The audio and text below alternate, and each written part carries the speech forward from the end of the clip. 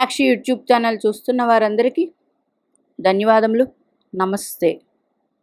చాలా వీడియోలు చేసి పెడుతూ ఉన్నాను. మరి నచ్చినట్లయితే లైక్ చేయండి, షేర్ చేయండి, సబ్స్క్రైబ్ చేయండి. మీనాక్షి యూట్యూబ్ ఛానల్ ప్రేక్షకులందరికీ గురు పౌర్ణమి శుభాకాంక్షలు. మరి ఈ గురు పౌర్ణమి చాలా ప్రత్యేకమైనది. ఎందుకంటే గురువారంతో గురు పౌర్ణమి వచ్చింది.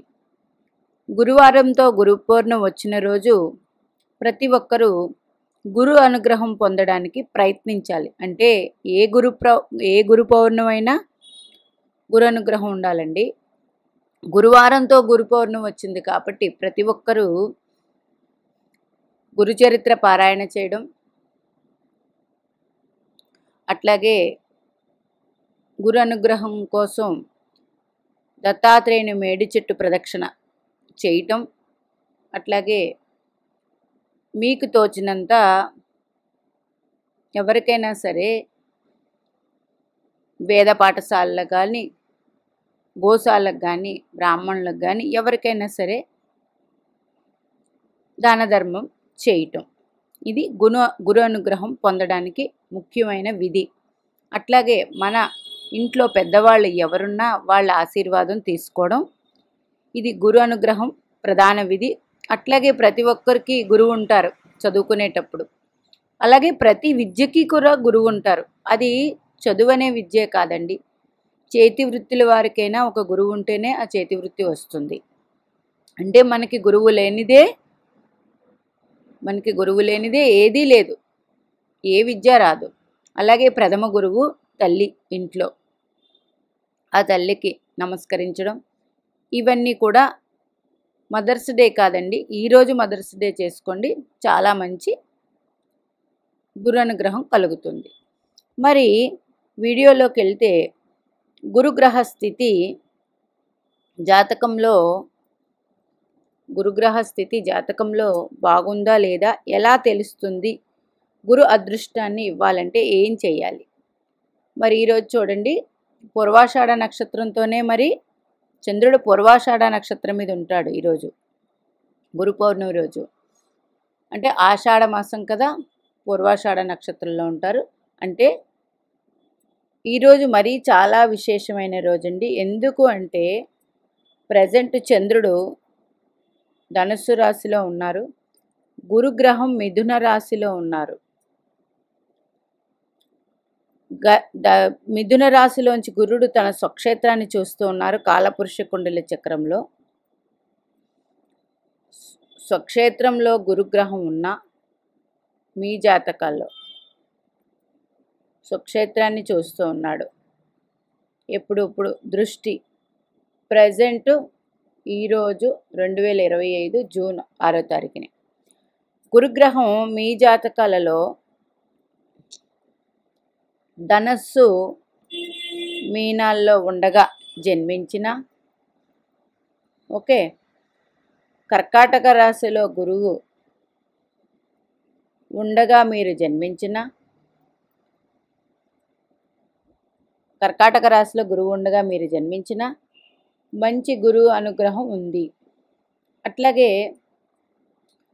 ఇలాగ గురువు ఉండి మీ జన్మ జాతక చక్రంలో ఏదైనా లగ్న శుభుల్ని చూసిన గురువు ఈ రాశుల్లో ఉండి లగ్న శుభుల్ని మీ గురువు చూస్తూ ఉన్న గురు అనుగ్రహం మీకు ఉన్నట్లే. గురు అనుగ్రహం ఉన్నవాళ్ళు మంచి విద్య అభ్యసిస్తారండి. అలాగే మంచి ఉద్యోగం చేస్తారు, వాళ్ళకి మంచి సంతానం కలుగుతుంది. అట్లాగే ధనధాన్యాలకి లోటు ఉండదు. అట్లాగే అదృష్టం వీరు వెన్నంటే ఉంటుంది. అట్లాగే తండ్రి సపోర్ట్ ఉంటుంది. ఎందుకంటే భాగ్యానికి కారకుడు గురువు. మన భాగ్యస్థానానికి తండ్రిని కూడా సూచిస్తుంది. ఇన్ని రకాలుగా గురువు అనుగ్రహం ఉంటే ఆడవాళ్ళకి మంచి భర్త వస్తారు, గురువు బాగున్న వాళ్ళకే మంచి భర్త లభిస్తారు ఆడవాళ్ళకి. ఇన్ని విధాలుగా ఉంటాయి. అట్లాగే మీ గురువు మీ జన్మజాతక చక్రంలో 2వ స్థానంలో కానీ, 5వ స్థానంలో కానీ, 9వ స్థానంలో కానీ, 11వ స్థానంలో కానీ ఉన్న గురుబలం ఉన్నట్లే. ఇదేంటండి కారకో భావనాసాయి అన్నారు కదా, మరి ఇక్కడుంటే గురుబలం ఉంది అని చెప్తారు. ఇది డైరెక్ట్ కారకో భావనాసాయి అంటే దశల్లోకి వెళ్ళినప్పుడు మళ్ళీ ఎంతవరకు ఆయన ఎంత పర్సంటేజ్ వరకు ఆ దశ యోగిస్తుందన్నది వేరే విషయం. ఈ 2, 5, 9, 11లో ఉంటే గురు అనుగ్రహం ఉన్నట్టు. మరి ఇవి సొంత రాశులైతే very good. Okay, very good. ఇంకా గురువు బాగున్న వాళ్ళకి, ఆడవాళ్ళకి సంపూర్ణమైన సౌభాగ్య బలం, సంపూర్ణమైన ఆరోగ్య బలం, సంపూర్ణమైన ఆర్థిక అభివృద్ధి ఇవన్నీ ఉంటాయి గురు గ్రహం జాతక చక్రంలో బాగున్నప్పుడు. అట్లాగే ఎవరైనా సరే ధనస్సు లగ్నం రాశి, మీన లగ్నం రాశి, మీన లగ్నం ధనస్సు లగ్నం రాశి జన్మించిన వారు, అట్లాగే కర్కాటక లగ్నం, కర్కాటక లగ్నాధిపతికి, కర్కాటక లగ్నానికి భాగ్యాధిపతి గురువే. ఓకే, రాశి జన్మించిన వారికి, అట్లాగే వృశ్చిక లగ్నం జన్మించిన వారికి పంచమాధిపతి గురువు అవుతారు. పంచమ అధిపతి గురువు అవుతారు వృశ్చిక లగ్న జాతకులు. ఇట్లాగా గురుగ్రహం ఏ లగ్నాల వారికి 2, 5, 9, 11 భావాధిపతి అవుతారో వాళ్ళకు కూడా మంచి బలం ఉన్నట్లే ఇండైరెక్ట్గా. అంటే జాతకంలో గురువు బాగలేనప్పటికీ మీ లగ్నానికి 2వ స్థానానికి, 5వ స్థానానికి, 9వ స్థానానికి, 11వ స్థానానికి ధనస్సు మీన రాశులైనప్పుడు గురు అనుగ్రహం ఉన్నట్లే. గురువు జీవకారకుడండి. మరి మీ జన్మజాతక చక్రంలో ఎవరికైనా సరే, ఇది డైరెక్ట్ పాయింట్ అండి, మీ జన్మజాతక చక్రంలో 2వ స్థానాన్ని, 5వ స్థానాన్ని, 9వ స్థానాన్ని, 11వ స్థానాన్ని, ఈ స్థానాల మీద గురువు వీక్షణ దృష్టి ఉంటే ఇది గొప్ప జాతకమే.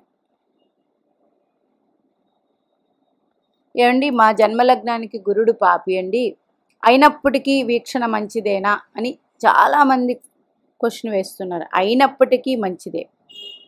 ఎట్లా అంటే ఎట్లాగో చూద్దాం. ఇప్పుడు మకర లగ్నానికి, తులా లగ్నానికి, మకర లగ్నానికి, తులా లగ్నానికి, వృషభ లగ్నానికి, మిథున లగ్నానికి, మిథున లగ్నానికి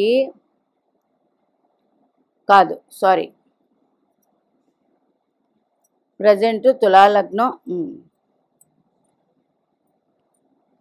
ప్రజెంట్ తులా లగ్నం, మకర లగ్నం తీద్దాం.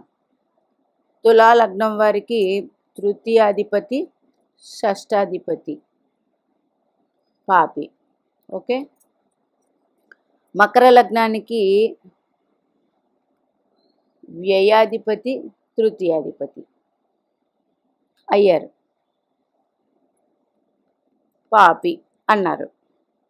ఇదే మకర లగ్న జాతకులకి ధనస్సు రాశి అయ్యింది 12వ భావం. కాలపురుష కుండలి చక్రాలలో 12వ భావం ఎవరిదండి? గురువుదే. మరి తృతీయం పాపి కదండి, మరి గురువు యోగాన్ని ఇవ్వరు కదా అని అడగవచ్చు.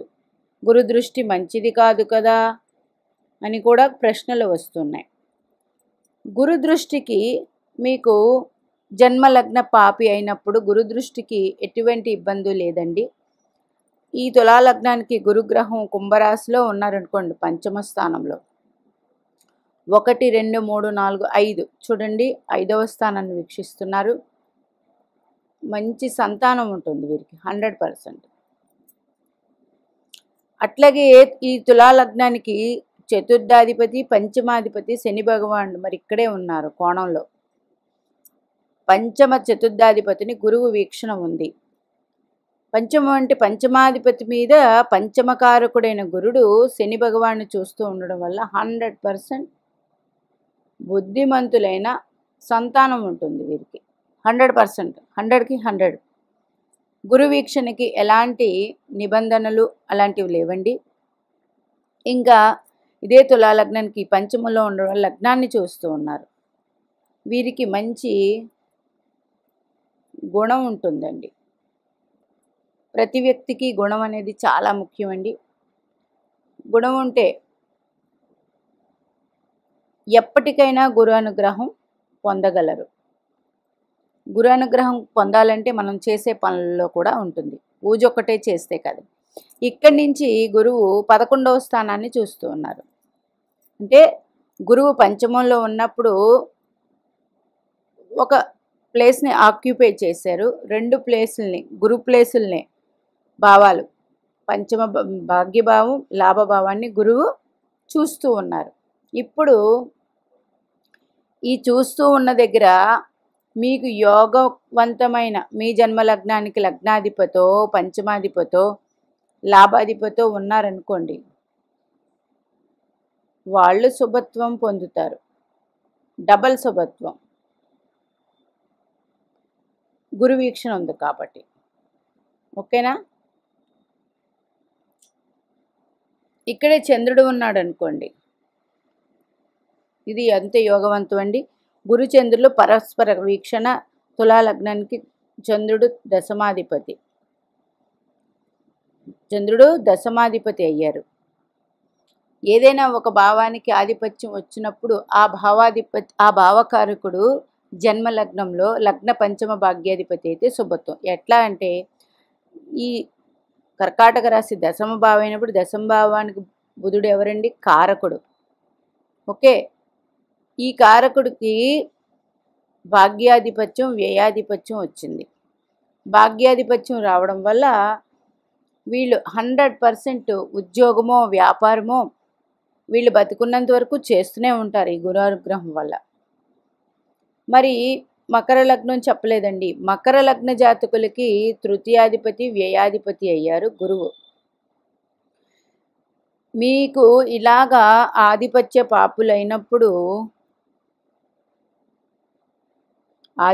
పాపులైనప్పుడు కోణాల్లో ఉన్నారనుకోండి, మకర లగ్నం గురువు చతుర్థంలో ఉన్నారు. అదే 1 2 3 4 5 ఇదే గురువు వృషభ రాశిలో ఉంటే కోణంలో ఉన్నట్టు. ఆధిపత్య పాపి కోణాల్లో యోగాన్ని ఇస్తారు. ఇక్కడ గురువు ఉంటే కోణంలో ఉన్నట్టు మకర లగ్నానికి. ఆధిపత్య పాపి కోణాల్లో యోగాలను ఇస్తారు. ఆ దశ వచ్చినప్పుడు అంత పెద్ద ఇబ్బందులు ఉండవు. అదే కేంద్రంలో ఉన్నారనుకోండి ఆధిపత్య పాపి, ఇక్కడ శుభగ్రహం, నైసర్గిక శుభగ్రహం కాబట్టి గురువుకి ఎక్సెప్ట్ ఉంటుంది. గుర్తుపెట్టుకోండి, గురువుకి ఎక్సెప్ట్ ఉంటుంది. కానీ ఆధిపత్య పాప అయినప్పటికీ ఒక 50% మంచి ఉంటుంది. మరి ఈ రాశి ఇక్కడ ఉన్నారు కాబట్టి ఈ రాశి ఏమైంది? లాభాధిపతి చతుర్థాధిపతి అయ్యారు కుజుడు. లాభ చతుర్థాధిపతి అయ్యాడు. అంతే యోగకారకుడు కాదు. ఎందుకంటే చరలగ్నాలకి లాభాధిపతి బాధకుడు. ఓకేనా? కుజుడికి బాధకుడు వచ్చింది, యోగకారకుడు కాదు. అంటే 50% యోగాన్ని ఇస్తారు. కానీ మిత్ర రాశిలో ఉన్నారు. మిత్ర రాశిలో ఉండడం వల్ల కొంత మంచి ఫలితాలే ఉంటాయి. మరి ఈ గురుగ్రహం 1 2 3 4 5 ఎవరిని అష్టమాన్ని చూస్తూ ఉన్నారు. 6 7 దశమాన్ని చూస్తూ ఉన్నారు. 8 9 వ్యయస్థానాన్ని చూస్తూ ఉన్నారు. ఈ దృష్టి వ్యయస్థానాన్ని నైసర్గిక శుభగ్రహాలు చూస్తే వారి జీవితం ప్రశాంతంగా ఎన్ని ఇబ్బందులున్నా 100% బాగుంటుంది. మీ జన్మజాతక చక్రంలో వ్యయస్థానాన్ని ఏదైనా గ్రహాలు చూస్తూ ఉన్నాయా చూసుకోండి. 12వ భావాన్ని.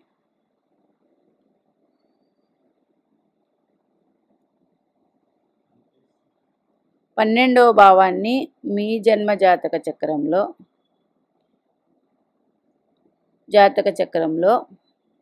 శుభగ్రహాలు చూస్తే 100% మంచి జీవితం. నైసర్గిక శుభగ్రహాలు, నైసర్గిక పాపగ్రహాలు చూస్తే జీవితంలో ఒడిదుడుకులు ఎక్కువగా ఉంటాయి. నైసర్గిక పాపగ్రహాలు చూస్తే మాకు రెండూ చూడట్లేదు, ఖాళీగా ఉంది భావం, 12వ భావం. ఇది 100% యోగవంతమైన జాతకం. నేను ఇట్లాంటి జాతకాలు చాలా చాలా చూసి ఉన్నానండి. మరి అప్పుడు ఏం చేయాలండి? 12వ భావం కారకుడు శని భగవానుడు అయినప్పటికీ కాలపురుష కుండల చక్రానికి 12వ భావం మీనరాశి, 12వ రాశి. మరి ఏం చేయాలండి? అందుకే చెప్పేది, ప్రతి ఒక్కరూ గురు అనుగ్రహం పొందడానికి గురువు బాగున్న వాళ్ళకి స్వగృహం ఉంటుందండి. జీవితంలో చిన్నప్పుడే గృహం ఏర్పరచుకుంటారు, మంచి సంతానం కలుగుతారు, ఆడవారికి మంచి భర్త లభిస్తారు, సౌభాగ్యంతో ఉంటారు, మంచి బుద్ధి వినయ విధేయతలు ఉంటాయి. గురువు బాగున్న వాళ్ళకి ఇవన్నీ ఉండి తీరుతాయండి. 100% ఏ జాతకం చూడక్కర్లే.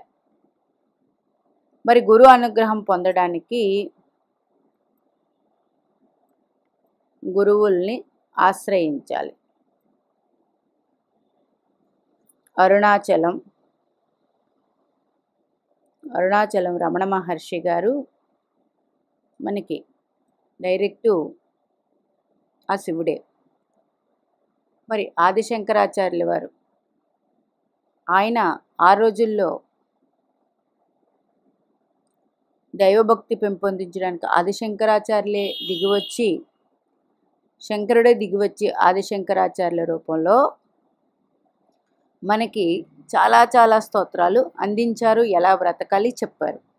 తర్వాత అరుణాచల రమణ మహర్షి గారు. అట్లాగే భగవంతులను చూసుకుంటే దత్తాత్రేయుల వారు మానవ రూపంలో జీవించారు. అట్లాగే సాయిబాబా. ఇట్లాగ గురువు అనుగ్రహం పొందాలి. మరి భగవంతుడిని తీసుకుంటే దక్షిణామూర్తి. వీళ్ళు భగవంతులు కాదు, వీళ్ళు భగవంతులే. మనకి మానవ రూపంలో వచ్చి మనకి కరుణ చూపించేవారు దత్తాత్రేయుల వారు, సాయినాథుడు వాడు, రమణ మహర్షి. ఇలాగా మీరు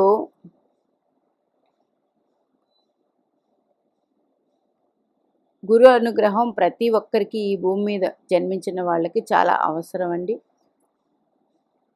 ఎవరికైతే ఈ విషయాల్లో ద్వితీయ భావం బాగోలేదండి, మాకు కుటుంబ సమస్యలు, ధన సమస్యలు, పంచమ భావం బాగోలేదండి, మా పిల్లలు మంచి దారిలో లేరు, మా పిల్లల వల్ల మేము ఇబ్బంది పడుతున్నాం, భాగ్యభావం బాగోలేదండి, అదృష్టం అనేదే లేదు, లాభభావం మేము ఏ పని చేసినా అది లాభంగా వెళ్ళట్లేదు, నష్టాలే, అది ధనమే కాదండి, ఏ పనైనా సరే ఇవన్నీ బాగోలేనప్పుడు గురు అనుగ్రహం పొందాలంటే గురువారం కంపల్సరీ బాబావారి గుడికి వెళ్ళడమో, ఆ దక్షిణామూర్తి గుడికి వెళ్ళడమో, దక్షిణామూర్తి అభిషేకం చేయించుకోవడమో, అట్లాగే దత్తాత్రేయుల వారు మేడి చెట్టు ఎక్కడ ఉందో ఆ మేడి చెట్టుకి వెళ్ళి పూజ చేసి 108 ప్రదక్షిణలు చేసి రావడం అన్నది చాలా ఉత్తమమైన మార్గం. అట్లాగే మీ ఇంట్లో పెద్దవారు ఎవరు ఉంటే వారి దగ్గర రోజు పాదాలకు నమస్కరించి ఆశీర్వాదం తీసుకోవడం. అట్లాగే మీ గురువు ఎవరో అది ఏ గురువు అయినా సరే, చేతి వృత్తుల వారు అయినా సరే, చదువుకున్న వారు సరే, మీ గురువు ఎవరో వారికి పూజ చేసుకోవడం, రోజు నమస్కరించుకోవడం, ఇవన్నీ చేస్తే గురు అనుగ్రహం పొందగలం. గురు అనుగ్రహం ఒక జాతకానికి ఉందంటే వారు 100% అదృష్టవంతుల జాతకులండి. మరి ఈరోజు గురువారంతో పౌర్ణమి వచ్చింది కాబట్టి మరింత గురువుకి అనుగ్రహం పొందడానికి ఈరోజు ఈ విధంగా చేసుకుంటే మంచిది. మీనాక్షిదేవి ఆశీస్సులు మనందరి మీద ఉండాలి కోరుకుంటూ నమస్తే.